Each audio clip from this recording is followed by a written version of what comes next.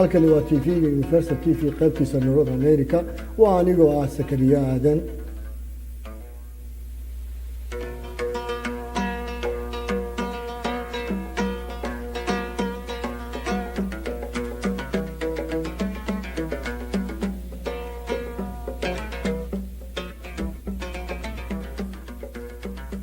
كما استوديوهنا Universal TV qaybtiisa North America ayaa waxaan u soo boqday Professor Ahmed Ismail Samatar 18 sano ka hormuud jaamacadda Macalester College. Professor cilmiga sare waxa uu ka dhigaa jaamacadda dhaqaalaha iyo siyaasadda adduunka muddo ka badan oo muddo u dhow 34 sano. Professorka markii ugu horeysay uu soo boqdo TV-ga Universal TV qaybtiisa North America. Professor Ahmed Samatar ku soo dhawow TV-ga. mahadsanid Sakariya. Professor sidaad la socotaba waxa jira muddo hadda laga jooga 4 bilood interview dheer ayaan ka qaaday waxa tagtay Somaliland muddo ayaan ku maqnay 4 bilood waxa joogtay Somaliland 4 bilood waa muddo badan waxaan tahay professor waxa ka dhiga jaamacadda muddana wax dhigayeen 34 sano ayaad professor wax dhigaysay marka inta xilligaas 4 bilood sidee ugu mashquulsay Somaliland aad iyo aad baad u mahadsan tahay Sakariye dadka reer Somaliland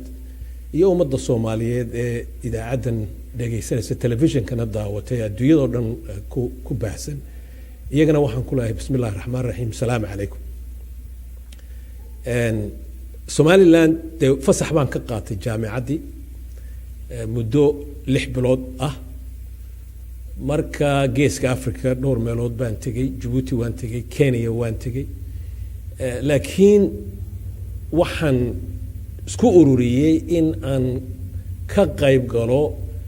ummadda Somaliland dadka ku nool oo isku diyaar gareynayay in ay codka ka dhiibtaan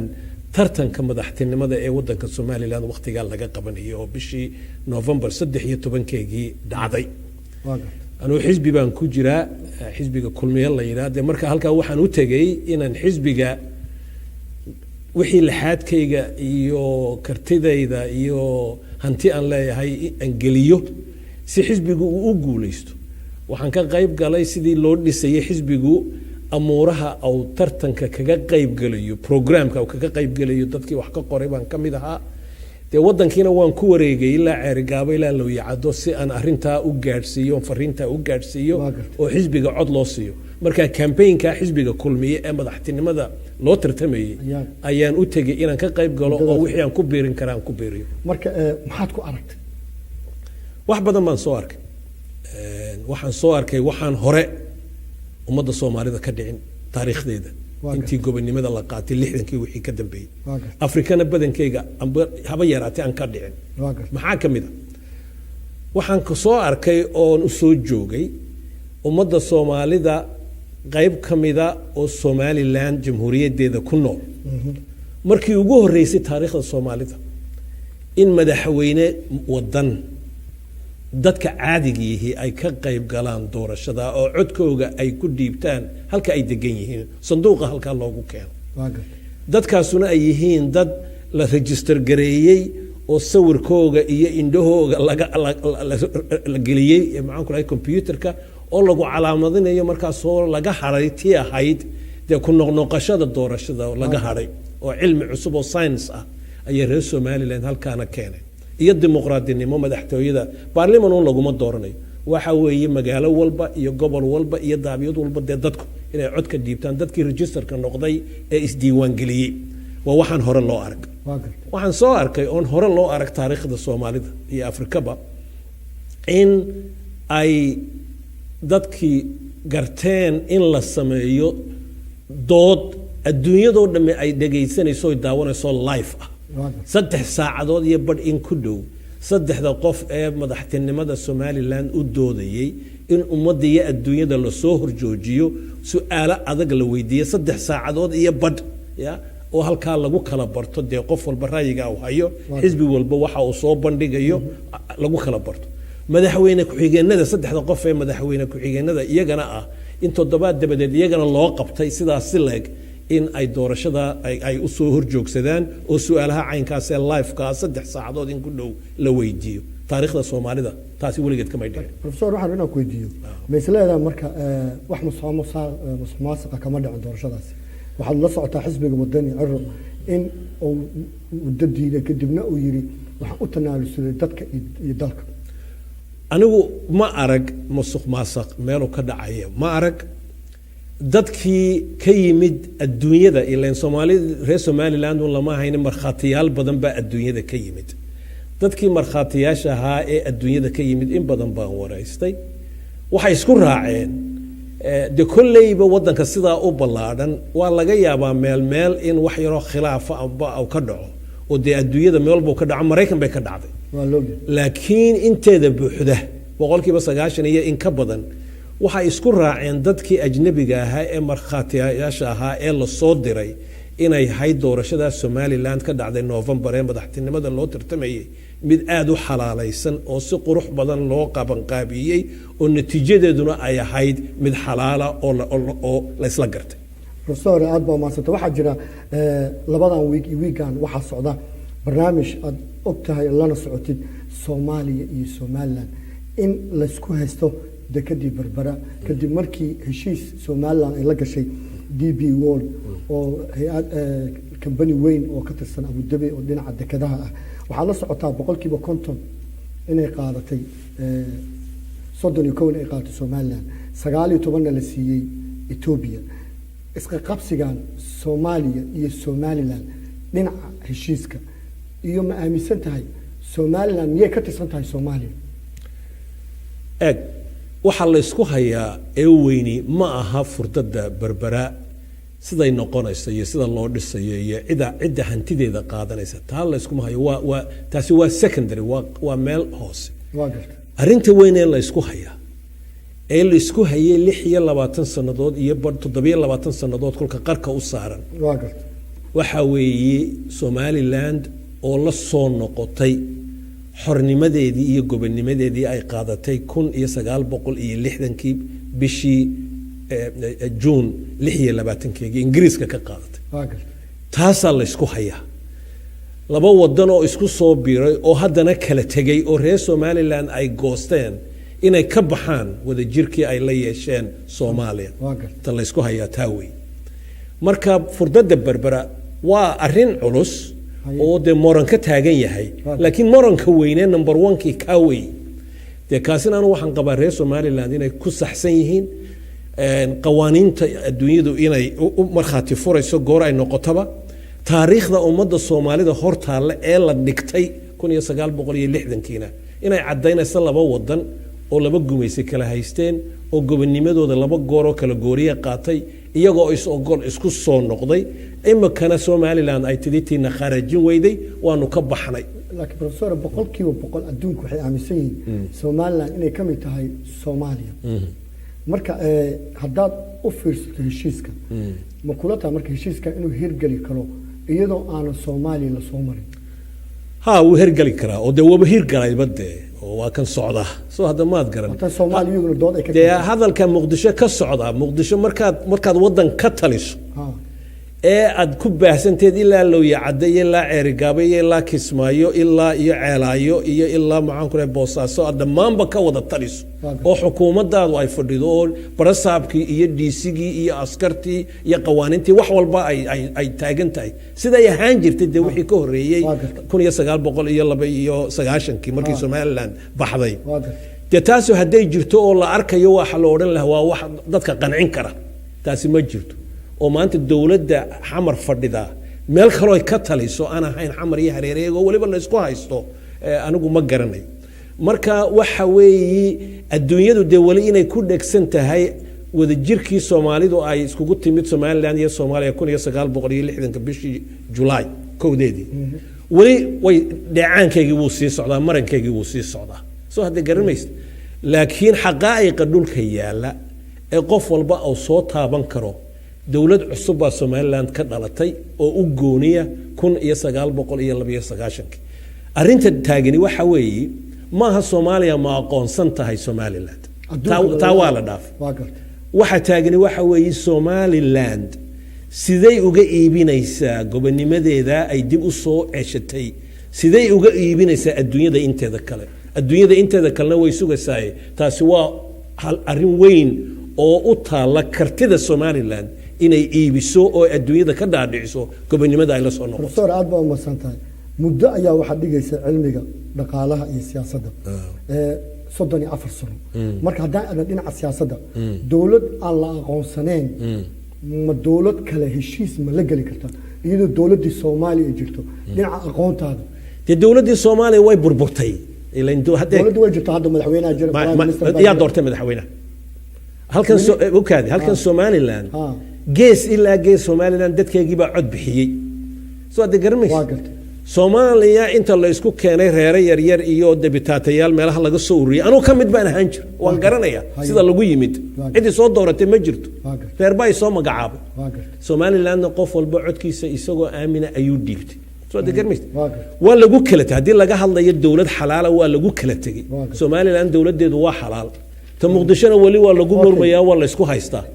waxay ku soo noqonaysaa maaha arintu Soomaaliya ma laga fasax qaadanaya waxay ku soo noqonaysaa oo marka dambe halka taayirku aw wadada taabanaya waxa weeye Somaliland goormay keeni karti ay kaga iibisay adduunyada waxa ay kasbatay 26 sanadood iyo barka jaamacadda carabta waxa la socotaa in ay shir jarayd qabteen ayna sheegeen in dawladda Soomaaliya faragashay ugu hay laga daayo ayna aaminsan tahay dawladda Soomaaliya mid qor ay jirto dhinaca Ethiopia xagee bay ka soo gashay Ethiopia 19% xagee bay ka timid laba aan kala saarno su'aashaadu laba qodob bay leedahay mid waa tii hore oo wali socoto aad leedahay de wadamadii carabta oo kale for example waxay ku dhawaaqeen oo leeyihiin annagu wali Soomaaliya aanu aqoonsanahay taasi waa mid jawaabteedu way gaaban tahay reer Somaliland waxay ku leeyihiin annagu ma ogolin taasoo kamana mid nihiin waananu ka qaadanay wixii aanu halka ku lahayn waa la noqonay soo hadda maad gar kolka deed wadamada carabta waxa ku haboon in ay dhageystaan labada doodood inay dhageystaan soo hadda garmaysa laakiin sheegashada ka soo baxaysa Muqdisho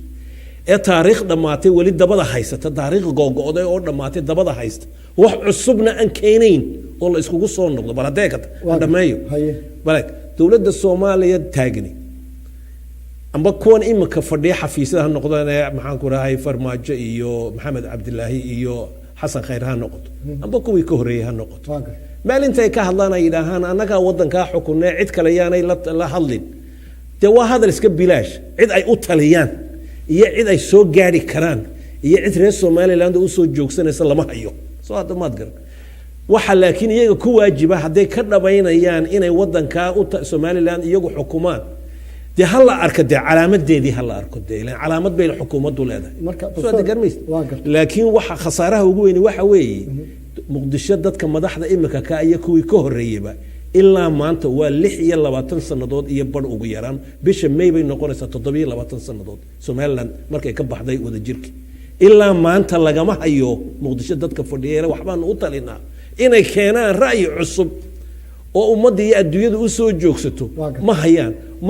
markay Somaliland wax qabsato ayay meelisa soo taagaan oo yiraahdaan meed yaana waxa qabsan annaka u talinay taasi waxa sidnimo halka waxa professor su'aasha damban ku weydiinay tii hore daba socota waxa jirta hadda koor baarlamaanka Somaliland in la hor dhigay heshiiskani 25 Somaliland 65 dhigay inay leeyihiin DB World ama heshiiska ku qoran tahay wadan kale ama wax kale oo soo dhaxgali kara ma jiro haddana Ethiopia soo dhaxshay oo la siiyay 19% ka waran fiiri anagu haddii aanu nahay dadka reer Somaliland ujeedadayda ugu weyn waxa weeye wadankayagii oo gobonimadiisii la soo noqday in badhaadhe dhaqaale badhaadhe waxbarasho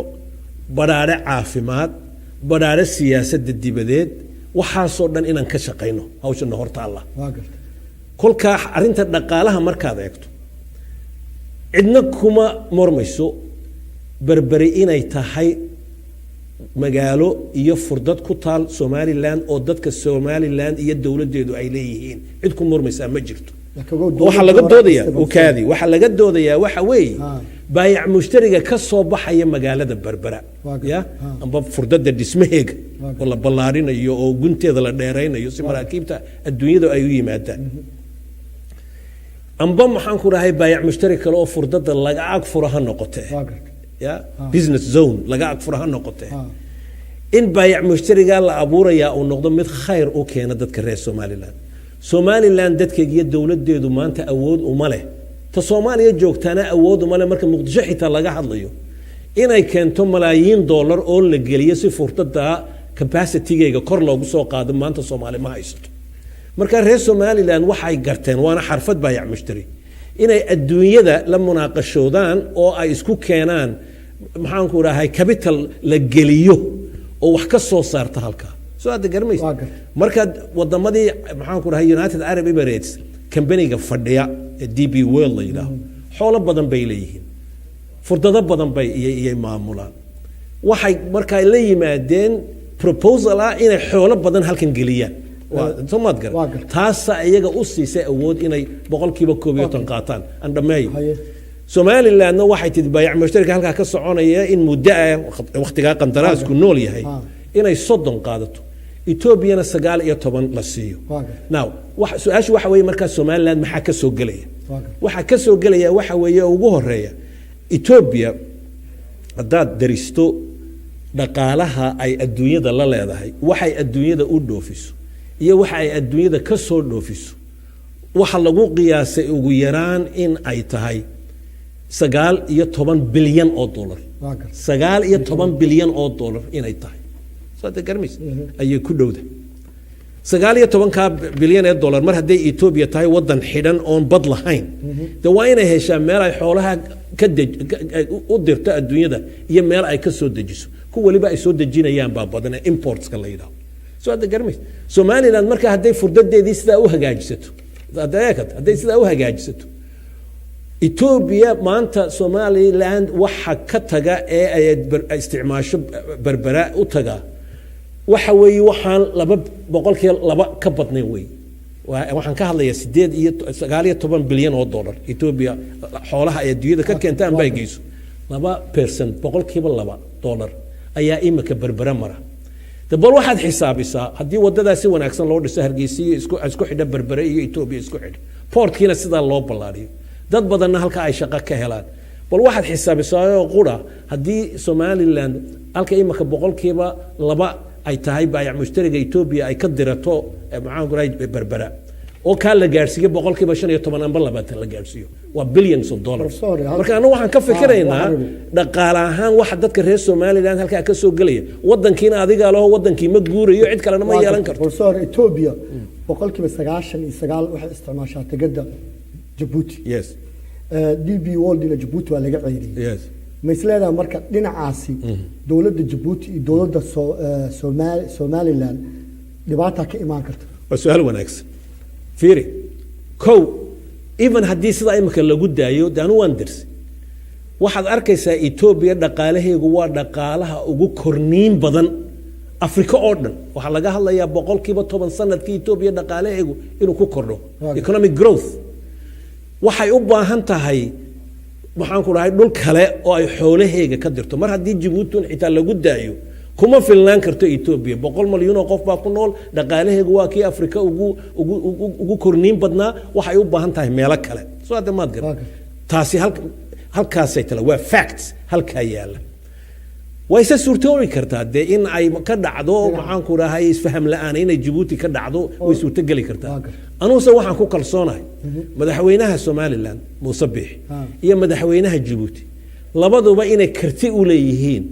maskaxdooduna ay fayowdahay oo ay garan karaan inay iska ilaaliyaan labada wadan inaanay isku dhicin waa laba wadan oo aad iyo aad isku dhaxgalay dadkoodu ay isku mid yihiin goor walba ay isku talaabaan neeftooda iyo dhididkoodu is ogol yahay ma filayo halkaasi in haday dhibaato timaado in aan la waayi karin degdeg in wax looga qabto laakiin dhaqaalaha Ethiopia ay hayso maanta iyo halka ay ku socoto iyo baahida ay u qabto adduunyada baayac mushtarigeega inay gaarsiiso iyadoo furdada lahayn taa ayaa keenaysa in sida ay u ballaadhato okay maxaa dhici kara awood haday Soomaaliya adeegsato ay u qabto qaramada midoobay dacwad ka dhan ah wadanka Ethiopia iyo Imaaraat ayna dhacdo in la yiraahdo wadanka anagu Soomaaliya Soomaaliya u naqaana soo jabi maayo marka heshiiskaas maya eeg dagaal soo keeni maayo hadduu jabay dee dagaalku dee qof aan caqli lahayn unba dagaal ku degdege dadka reer somalilandna ma hurdaana inay isdaafacaan diyaar bay u yihiin oo taasi beri hore ay ka tashadeen soo hadda garamays laakiin soomaali inay dagaal caynkaasa gasho anigu ima muuqato dagaal sokeeye amuu keenaa dhibaatada anigu dee ma filayo inuu keeno soo hadda garamays laakiin mid ogow dadka reer somaliland beri hore ay ku talagaleen in waxay samaysteen iyo waxa ay la soo noqdeen iyo halka ay marayaan inay daafacaan ku yar iyo ku weyn beri hore ayay taasi goosteen laakiin ma rajeynaya anigu mana filayo in dagaal sokeeye halka uu ka dhaco laakiin dood Soomaaliya iyo Somaliland hadda awoodda fiiriso maanta isma bordhigi karo Somaliland waa qayb ka mid ah Soomaaliya laakiin hadday Soomaaliya oo dhan ma kula tahay marka Somaliland inay Soomaaliya oo dhan iska celin karto hadduu duulaan dhaco intaanan dee taa ka jawaabin su-aashaadii qayb baa ku yar harsan qaybta ku harsan waxa weeye Soomaaliya iyo Muqdisho Soomaaliya oo dhan dee Muqdisho laga xukumaa Soomaaliya Soomaaliya soo hadda garmaysid yaa laga xukumaa hadday maxaan ku raahayay jamciyadda quruumaha ka dhaxaysa iyo ururka Afrika iyo dhulka hadday waraaqa geyso dee taasi waa iyada waxay fasho oo iyaday taasi khusaysaa laakiin marka dambe Somaliland cid ku khasbi kartaa ma jirto I want to make this very clear Somaliland cid ku khasbi kartaa ma jirto adduunyada dhan hadday iskugu tagto kuma khasbi karto dadka reer Somaliland waxaanay raali ka ahayn soo aad garmaysid marka Soomaaliya haddii ay hayso dood Somaliland ha soo hor fadhiisato iyadoo adduunyada dhan wada arkayso halka doodeeda ha soo dhigto Somaliland jawaabteedana hal arko anu waxaan qabaa maalintay taas u timaado si dhaba u timaado Somaliland inay doodda waxa la socotaa baarlamaanka Soomaaliya baarlamaanka hoose iyo baarlamaanka saraba wuxuu ansixiyay hay'adda DW inaysan wadanka soo gali karin dee Soomaaliya baarlamaankeegani awoodiisu halkay taallaa walaal awoodiisu waa dee inta xamar la fadhiisto dee oo hadal lagu hadlo waa okay laakiin eeg xamar inta la fadhiisto waa lagu hadli karaa waxaas soo aad garmaysid oo dee taasi iyagay jirtaa laakiin anugu midda aan doonaya inaan mar labaad adiga iyo dadkiina dhagaysanayba idinku celceliyo waxa weeye dadka reer Somaliland iyaga is xukuma way xoroobeen Soomaad garan wadankoogii way la soo noqdeen taladiisa cidda goynaysa way la soo noqdeen doorashooyinka waa kuwa ka soo baxay haday dhagayso soo aad garmayso marka hadii hadal Muqdisho laga yimid waa la maqlay dood waxa weeye Soomaaliya hadii ay hayso hadal dood adag haday hayso ar adduunyada halayso soo hor fadhiisto iyadoo marxaati adduunyada kale ay ka tahay labada doodoodna halays bandhigo halays barbardhigo maalintaas la kala baxay aad baa maasad dhinaca wili Somaliland ku jira professor waxa la socotaa 4 bilood 5 bilood kor halka interview ina kaaga qaaday waxaana ku weydiiyay su'aal ahayd Somaliland hadduu madaxweyne biixi ku guuleysto waxaad noqon doontaa member of prime ministerada oo wasiirada ka jira waxaan filayaa adiga rejiimka inaad gali doonto siiba wasaaradda arrimaha dibadda in lagu dhiibi doono si waxaan la socdaa ama aan maqlay in xoogaa halkaasi aad ka soo xanaaqday kadibna aad Mareykanka ku soo noqotay arinta maxaa ka jira maya dee ora inaku in badan bay noo sheekaysaa waa gartay hadalka suuqa laga yiraahaa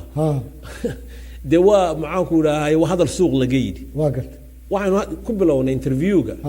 samataro professor baad halkan ka tahay 6 bilood baad ayaad maqnayd sideed shaqadaadii iyo hawlahaagii sideed maxaan ku dhahay maxaa ku dhacay antidaadii iyo waxaagii maxaa ku dhacay adaana ka dambeeyay inuu biixi ku guuleysto madaxweynaha soo damaad gar taan waxaan u soo noqday halkan mas'uuliyad bay iga saaran oo adiga sheegay oo 18 sanadood jaamacadda Hormuud banka magaaladan iyo jaamacadan Markalesterna 24 sanadood ayaan professor ka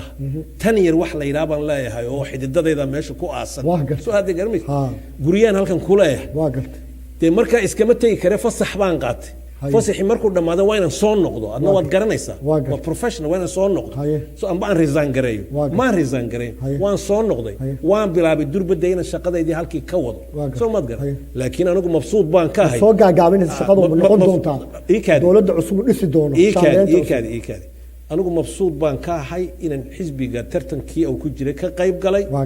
inaan wax ku soo biiriyay soo hadda maad garan mabsuud baan ko sharaf weyn bay yahay dawladda la dhisay qaabka loo dhisay arimahana dadkii ku jiray in la hagaajiyo ayaan kamid ahaa soo hadda garmis anu halka waxoogaa saluuga waan ka qabaa haddaynu deedo halkaa Halkaa ayuu joogtaa. aan galno soo maad garan Ah. laakiin anigu umaan tegin somaliland horena Inaad jaga ka waan qabato. adaa markhaati iga ah. Waa gartay. horena waanu sheegay beri horena waan sheegay anigu umaan tegin somaliland inaan jaga ka qabtoon wasiir iyo waxaa ka noqdo waxaan berigii ku yidhaan kugu celiye haddii la iila yimaado arrimo ku saabsan inaan mas-uuliyad somaliland ka qabto waxay ku xidhan tahay sida halkan aan uga anbabaxayo howlaha iyo mas-uuliyadda iga saaran iyo shuruudaha ku xidhan mas-uuliyadda la ii dhiibaya waxay tahay le aniguna shuruudaan wataaye halkaas waxaan rabay waxaa ereyadaada ka mid ahaa in aad cilmigaagii iyo aqoontaada iyo lacagtaada aad gelisay xisbiga kulmiye iyo muuse bixi wuu ku guulaystay yes hadda muddo 3 bilooda Right. ayuu joogaa Right. ma ku qanacsan tahay hadda administration ka jira ha iyo maya soo aad garmaysid ha iyo maya waan ku qanacsanahayo fiiri dowladdii hore ee madaxweynaha axmed maxamed maxamuud uu madaxda ka ahaa waxay ku dhowey 70 wasiir iyo wasiir ku-xigeen iyo wasiir dowla soo aad garmaysid ha waxaanu ku heshiinay aniga iyo intii aanu maxaanku rahay wada shaqaynaynay ee loo saaray dowladda muuse markuu guulaysto la dhisayo qaabkii aanu soo dhignay waxaanu isla garanay muusena markii hore au nagu raacay waa gartay in ay noqoto 20 wasiir waxaan ka badnayn wasiira dowla iyo wasiira maxaanku rahay ku-xigeen iyo waxaasina laga hadho waa gartay taasi wayna suurto gashay manay suurto gelin haye iminka waa 32 wasiir iyo wasiir ku-xigeen dee halkii hore ee 70 ahaa waa laga soo durkay xamar waxa yeela waad ogtahay intay tahay 70 haddaanay dhaafinba waa laga soo durkay haye intaa waan anigu sacabkaan u tumaya laakiin halka anigu aan dhaliilaya waxa weeye ha maxaa nagu kalifay dee inaan 20 bay ahayd in laga dhige waa gartay oo wasiir ku-xigeen iyo wasiir dowlana aanay jirin Ha. maxaa gaarsiiyey 32 oo maxaan ku rahay 22 wasiir iyo 9 ku-xigeena inay noqoto anu halkaa waan saluugsanahay loomana baahnayn baan leeyahay aad baa umahadsan tahay su-aasha ugu dambaysa ku weydiinaya waxaa la socotaa labadan beri mooshin inuu yaallo magaalada muqdisho oo ah prime ministerka iyo gudoomiyihii baarlamaanka maanta gudoomiyihii baarlamaanka shir jaraa'id u qabtay waxa uu yidhi waxaa laga soo weeraray xafiiska ra-iisul wasaaraha oo mooshinka laga keenay sidee u aragtaa mooshinka umarba yaalla muqdisho dee waa eeg waxay dib ugu noqonaysaa Haa, sida loo kala xalaalaysan yahay dib ugu noqonaysa waa gartay Soomaaliland waxaasoo kale ka maqli maysid waa gartay waad ka maqli Ah. waxaa la isku hayaa mooshinka caynkaas ee maxaanku voodka caynkaasa la isku hayaa amba dowladdaa keentay in qodobka distoorka amba maxaanku raha xeerka wax laga bedelo waxaynkaas waa gartay laakiin Somaliland ka maqli maysid xafiiska maxaanku rahayay speakerka baarlamaanka haa amba maxaanku rahayay guddida sare qofka madaxda u ah Waa gartay. amba xafiiska madaxweynaha Ha. amba xafiiska madaxweyne ku-xigeenka ayaa la isku hayaa mar hadday doorasho dhacdo Waa gartay. Somaliland ka maqli maysid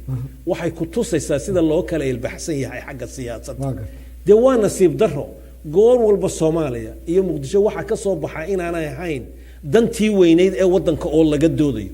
ee waxa had iyo jeer la isku qabtaa ay tahay kursigan aniga leh iyo kursigan ninka kale halka xafiiska kala fadhiya amba ra'iisul wasaaraha amba madaxweynaha ayaa miina igu soo tuuriyo doonaya kursiga inuu uga qaado waxaasay wali ku jiraan labadaas siyaasadood sidaasay u kala wanaagsan yihiin u kala tageen marka waa nasiib darro weyn anu waan ka filayay dee Soomaaliya arrimaha caynkaas inay soo socdaan waa waxaan siyaasadeeda ku nacay soo garmays laakiin Somaliland doodaheegu mar haddii doorasho la galo doorashadaasuna ay xalaal tahay waxa laga doodaa waxa weeye projectska iyo ummaddu siday u soconayso laakiin xafiiska qofka fadhiya haddaanu dembi cusub gelin waa gartay waa xalaal ummadduna way ogosha saasay u kala duwan yihiin Soomaaliya iyo Somaliland siyaasadeedu doodaha aanu adduunyada keenaynana ya kuwaasaa ka mid a marka laga wada hadli doono si dhaba looga wada doodi doono arrinta ku saabsan in la garto xaqa Somaliland inay noqoto waddan calan gooniye leh distoor gooniye leh maxaan ku rahay citizens gooniye leh Soomaalida kalena marka la aqoonsado dee waa dadaalkan ku jirno dee goorma marka la kula tahay adiga inay imaan doonto aqoonsiga Soomaaliland anu waxaan jeclaan lahaa aqoonsiga Somaliland in laga dhabeeyo Ah. 10 sanadood maxaan ku rahay 15 sanadood 20 sanadood horteed in laga dhabeeyo halka ugu adag Somaliland ma aha dood Soomaaliya ay hayso taa waan jebin karnaa halka ugu adag Somaliland weli ay kan daciifka tahay waxa weeye iyadoon isku hagaajisan dood ay adduunyada hor soo hordhigayso halkan waataan ka sheegay adigoo interviewgeennii waa inaad national strategy waa inaad yeelato maxay tahay qadiyadda Somaliland iyadoo cilmiyeysan oo dhab ah oo wax la faanfaaniyey iyo wax la shilshilay waxaan ahay iyadoo dhab ah oo sida waranka u qiyaasan waa inay noqoto dood waxay tahay iyo qadiyadda Somaliland qadiyadda dadka qaadaya maxay yihiin kartideedii ma leeyihiin ummadda Somaliland ma iska dhex arki karaysaa qadiyaddaasi halkeen la geynaya yaa adduunyada ila meel walba lama geyn karo halkeen la geynaya qadiyaddaasi xoolaha la gelinaya iyo investmentka la sameynaya waa inay intii hore wax aad uga weyn noqoto arrimaha caynkaas weeye national strategy Somaliland halkaa wax badan baa ka dhiman laakiin waxa niyadda kaga jiray waxay qabsatay waa wax u qalma adduunyada in loo soo bandhigo oo loo macneeyo professor waqtigaana siisa aad baa maasanta su'aasha kugu dambeeya aan ku weydiinaa waxay tahay maxay kula tahay marka haddii Soomaali iyo Somaliland aad fiirisay goorma is leedahay dadka Soomaalida horumar bay gaari doonaan wallahi arrintaas waa arrin aad iyo aad u adag horta waa la kala tagay Djibouti waa taasoo jamhuuriyad bay ahayd ilaa maalintii gobonimada qaadatay 70-nadii waqti badiyaaqadiisa waa hadda waan soo maray waa wadan shaqaynaya oo socda soo aad garanaysaa waa wadan hore u maray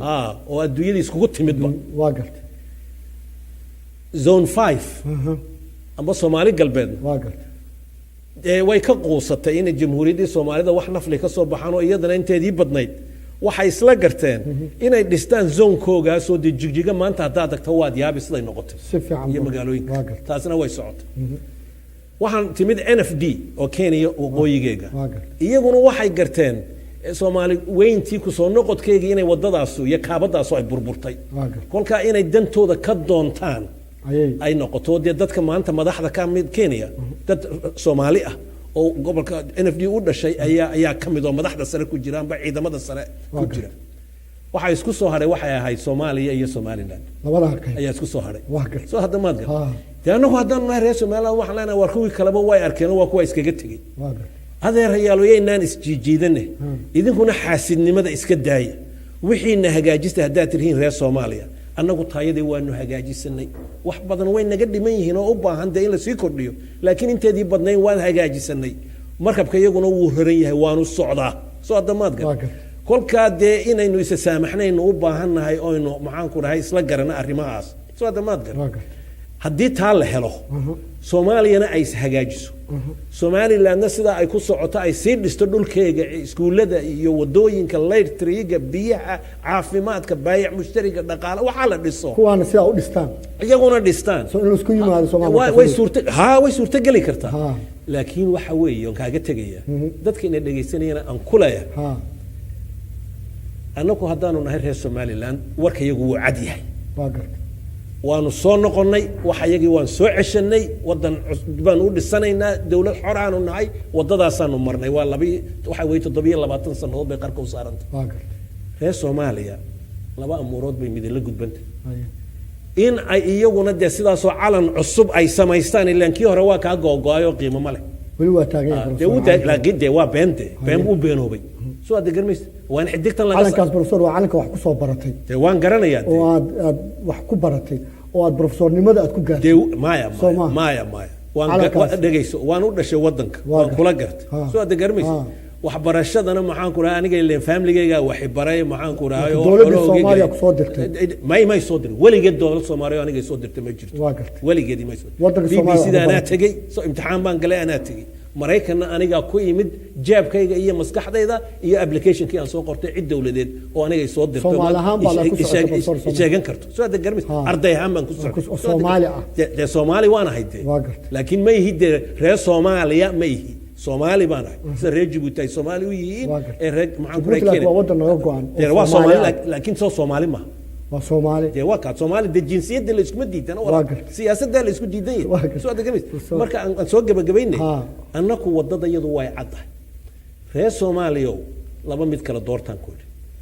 in maxaan ku yiraahayay aad calan cusub samaysataan oo dib isku macnaysaan oo Soomaaliya Republic iyo wax la yiraahdo aad la baxdaan sida wadamadii kaleba ay saa u baxeen yeeli waaya haddaad calanka wali ku dhagsantiin horena waanu sheegay wax cusub ma I have said this more than 10 years ago haddaad calanka wali ku dhagsantiin carha la idinka arko fikrad cusub iyo hamad cusub iyo intelligence cusub iyo vision cusub oo wixii hore dhooqadii hore maydha oo dhaqa oo maxaan